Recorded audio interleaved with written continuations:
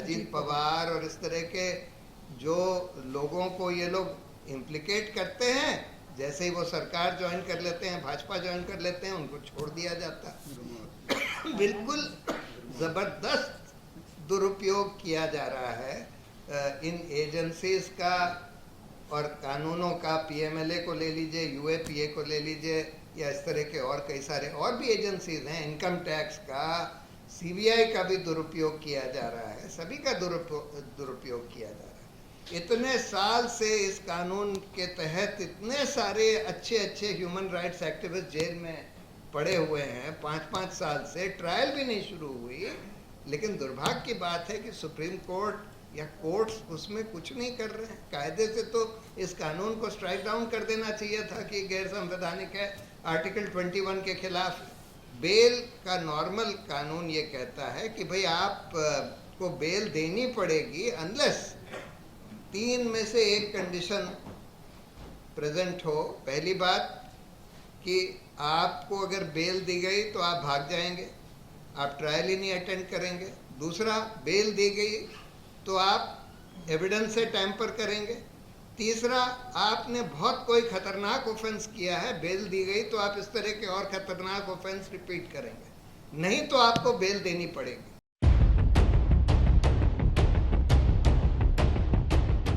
देखिए, ये इसलिए मिसयूज हो रहा है यूएपीए क्योंकि इसमें 2 ऐसे प्रोविजंस हैं, और भी हैं, लेकिन 2 ऐसे प्रोविजंस हैं जिसको आसानी से मिसयूज किया जा सकता है। अनलॉफुल एक्टिविटी के डेफिनेशन में उन्होंने लिख दिया कि अगर आप हिंदुस्तान के खिलाफ डिसअफेक्शन प्रमोट कर रहे हैं, कुछ भी कह के। अब पुलिस वाले तो कहते हैं कि अगर आप प्राइम मिनिस्टर के खिलाफ, सरकार के खिलाफ डिसअफेक्शन प्रमोट कर रहे हैं तो यही तो हिंदुस्तान को रिप्रेजेंट करते हैं। गवर्नमेंट जो है हिंदुस्तान को रिप्रेजेंट करती है, प्राइम मिनिस्टर भी रिप्रेजेंट करते हैं, तो इसलिए आप अनलॉफुल एक्टिविटी कमिट कर रहे हैं। और दूसरी जो प्रोविज़न है वो बेल की। बेल का नॉर्मल कानून ये कहता है कि भाई आप को बेल देनी पड़ेगी अनलेस 3 में से 1 कंडीशन प्रेजेंट हो। पहली बात कि आपको अगर बेल दी गई तो आप भाग जाएंगे, आप ट्रायल ही नहीं अटेंड करेंगे। दूसरा, बेल दी गई तो आप एविडेंस से टैम्पर करेंगे। तीसरा, आपने बहुत कोई खतरनाक ऑफेंस किया है, बेल दी गई तो आप इस तरह के और खतरनाक ऑफेंस रिपीट करेंगे, नहीं तो आपको बेल देनी पड़ेगी। लेकिन इस कानून में, यूएपीए में ये लिखा है कि मैजिस्ट्रेट तब तक बेल नहीं देगा जब तक वो ये ना रिकॉर्ड करे कि भाई इस अक्यूज के खिलाफ तो कोई प्राइमा फेसाई केस भी नहीं है। तो अगर एक झूठा विटनेस का बयान पुलिस ने किसी के खिलाफ लिखा दिया है तो मैजिस्ट्रेट ट्रायल के पहले कैसे बोल देगा कि भाई ये विटनेस का बयान झूठा लगता है या झूठा है? तो ऑब्वियसली बेल बेल देना बहुत मुश्किल कर दिया गया है इस कानून में। और इसको और खराब करने के लिए सुप्रीम कोर्ट ने एक ऐसा जजमेंट दे दिया जिसमें ये कह दिया कि बेल देते समय कोर्ट ये भी नहीं देखेगा कि जो एविडेंस इसके खिलाफ दिया जा रहा है ये एडमिसिबल है कि नहीं, लीगल है कि नहीं। तो इसके चलते हुए ये कानून जो है मेरी राय में बिल्कुल गैर संवैधानिक हो गया है। और ये 2 प्रोविजंस तो बिल्कुल गैर संवैधानिक हैं। एक केस में हम लोगों ने चैलेंज किया हुआ है लेकिन उसकी सुनवाई नहीं हो रही। इतने साल से इस कानून के तहत इतने सारे अच्छे अच्छे ह्यूमन राइट्स एक्टिविस्ट जेल में पड़े हुए हैं, 5-5 साल से ट्रायल भी नहीं शुरू हुई। लेकिन दुर्भाग्य की बात है कि सुप्रीम कोर्ट या कोर्ट्स उसमें कुछ नहीं कर रहे हैं। कायदे से तो इस कानून को स्ट्राइक डाउन कर देना चाहिए था कि गैर संवैधानिक है, आर्टिकल 21 के खिलाफ है। तो ये कारण है। लेकिन सबसे बड़ा कारण तो ये है कि आज जो एजेंसीज इस कानून को इम्प्लीमेंट कर रही है, एनआईए, ये सरकार की कठपुतली बन गई है। It's become a puppet of the state, of the government, and that is why it is using this law to harass, intimidate, incarcerate activists who are opposing the government, activists who are opposing the development model, activists, journalists, politicians, सभी को इसमें implicate किया जा रहा है। और सिर्फ ये यूएपीए और एनआईए की बात नहीं है, आज तो हम देख रहे हैं कि एनफोर्समेंट डायरेक्टोरेट का इतना ज़बरदस्त मिसयूज़ हो रहा है, इतना ज़बरदस्त। सबसे ज़्यादा केसेस जो हैं आज एनफोर्समेंट डायरेक्टोरेट के पीएमएलए में चल रहे हैं, एक्टिविस्ट के खिलाफ, जर्नलिस्ट के खिलाफ, पॉलिटिशियंस के खिलाफ, और 95% जो पॉलिटिशियंस के खिलाफ केसेस हैं वो सब ऑपोजिशन पार्टीज के खिलाफ है।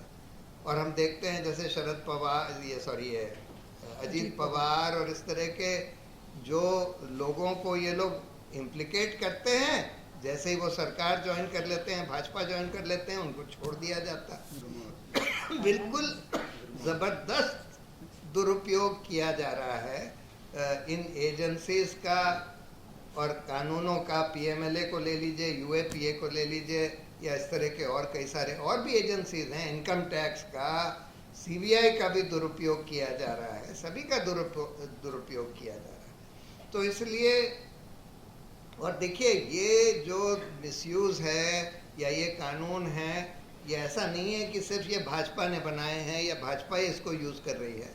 जब जहाँ जहाँ ऑपोजिशन को चांस मिलता है वो लोग भी इसका मिसयूज़ करते हैं।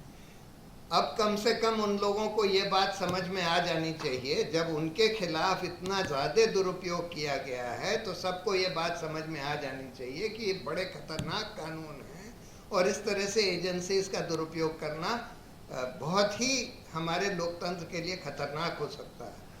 और अब जो इन लोगों का अपॉइंटमेंट का प्रोसेस है, देखिए सीबीआई डायरेक्टर के लिए तो सुप्रीम कोर्ट ने बोल दिया कि अपॉइंटमेंट जो है वो एक कमेटी के द्वारा होगा जिसमें प्रधानमंत्री, लीडर ऑफ ऑपोजिशन और चीफ जस्टिस होंगे। लेकिन एनफोर्समेंट डायरेक्टोरेट का अपॉइंटमेंट पूरा सरकार के हाथ में है, एनफोर्समेंट डायरेक्टर का।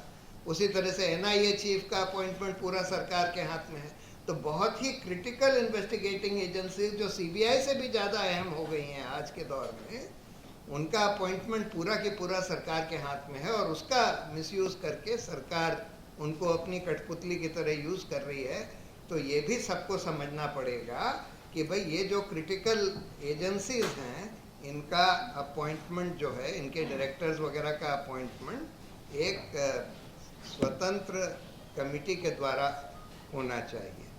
तो खैर, मैं जो बातें कही गई उन सबको सपोर्ट करता हूँ कि यूएपीए तो बिल्कुल इसको रिपील होना चाहिए कायदे से। मेरी राय में पीएमएलए को भी उसके ज़्यादातर प्रोविजंस को रिपील होना चाहिए। ये सब बिल्कुल गैर संवैधानिक ड्रैकोनियन कानून बनाए गए हैं जिनका कोई लोकतांत्रिक देश में कोई वजूद नहीं है। How UAPA in particular is being misused to incarcerate and harass, intimidate totally innocent people, people who are either fighting against this development model of looting resources for the benefit of a few large corporates, or people who are fighting against the fascist government or the destruction of institutions which is going on. Now, how is this achieved? How is this enabled? So there are two ways that this kind of harassment and incarceration of totally innocent people who are opposing either the development model or opposing the government in any way is being achieved. One is that UAPA is draconian for several reasons, but two in particular. One is the definition of unlawful activity under the UAPA. So the definition says anybody who promotes disaffection against India is committing an unlawful activity. If you remember sedition said promoting disaffection against the government. The only difference between UAPA and sedition is that there the word government is used, here the word India is used. But otherwise, even criticizing, in sedition, criticizing the government was sedition, and that is why the Supreme Court has recently effectively stayed the use of the sedition law. But UAPA continues, and now what is disaffection against India? If you criticize the government, if you criticize the Prime Minister, a lot of these officers who are in charge of implementing UAPA can charge you by saying that, look, after all, the Prime Minister represents India, the government represents India. Therefore, if you are criticizing the Prime Minister or the government, you are effectively promoting disaffection against India, and therefore you are committing an unlawful activity. That is, of course, one way in which they can implicate anybody who is criticizing the government or criticizing the Prime Minister or even some ministers, etc., under UAPA. Of course, that is apart from the fact that in many cases absolutely false charges of conspiring to murder the Prime Minister have been leveled, like against the Bhima Koregaon activists or the Bhima Koregaon accused, who are some of the finest human rights activists in the country. They have been implicated on the basis of fabricated emails inserted in their computers, on the basis of which it is claimed that these people were conspiring to kill the Prime Minister. Absolutely absurd allegation, and on the basis of fabricated emails inserted in their computers, which have been found by forensic laboratories across the world. And yet, those people remain in jail without a trial even after 5 years. So for 5 years without a trial they remain in jail, and the reason why they don't get bail is because the provision for bail in UAPA is very different from the normal provision for bail. Normal provision for bail is, normal law for bail is that bail is the right, jail is the exception. Bail has to be granted to somebody under investigation or under trial unless one of three conditions is satisfied, one or more of three conditions are satisfied. Number one, that there is reasonable ground to believe that if granted bail, he will flee and not be available for trial. Number two, if granted bail, he is likely to tamper with evidence. Number three, that he has committed a very heinous offense, and if granted bail, he is likely to repeat such heinous offenses. These are the only three reasons on which bail can be denied under the ordinary law. But under UAPA, there is a provision which says that no court shall grant bail unless it is satisfied that there is no prima facie case against the accused. Now, how do you come to the conclusion before the trial, sometimes even before the investigation is completed, that there is no prima facie case against the accused? This reverses the whole burden of proof. You see, under criminal law, in order to be, your guilt has to be established beyond reasonable doubt. Here for bail they are saying that you have to establish that you are innocent beyond reasonable doubt in order to be entitled to be given bail.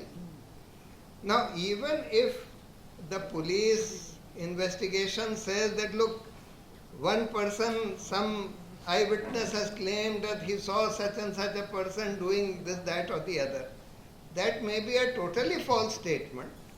But how can, even before the trial begins, how can you prove that there is not even a prima facie case against you? Absolutely absurd provision for bail. We have challenged it in one of the cases which is pending in the Supreme Court. Unfortunately, this is still being applied. And to compound the matter further, in one recent case, the Supreme Court, one judge who gave this Teesta Se Talwar judgment, thereafter that Himanshu Kumar judgment of Chhattisgarh, thereafter the UAPA judge, not UAPA, PMLA judgment. That same judge in one particular case, what's the name of that case? Vatali. It's known as the Vatali case, has held that at the stage of granting bail, the judge or the magistrate cannot even go into the admissibility or the legality of the evidence which the police or the investigating agency is seeking to use against the accused.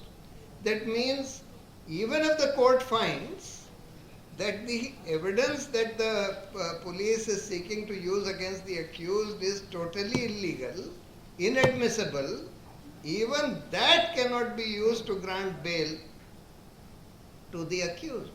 So unfortunately, see, by now the courts should have realized that this is a totally draconian law, and these provisions, at least the definition, this totally liberal definition of unlawful activity, and secondly this provision for bail, at least these two provisions should have been struck down by now. Also, so many people are still in jail without trial for five years. In the Bhima Koregaon case for more than 5 years, in the Delhi riots case for more than 3 years, in the Kashmir cases for more than 5 years, etc. And yet, the court is just watching without doing anything. That the trial is not starting. These people continue to be in jail. They are being denied bail.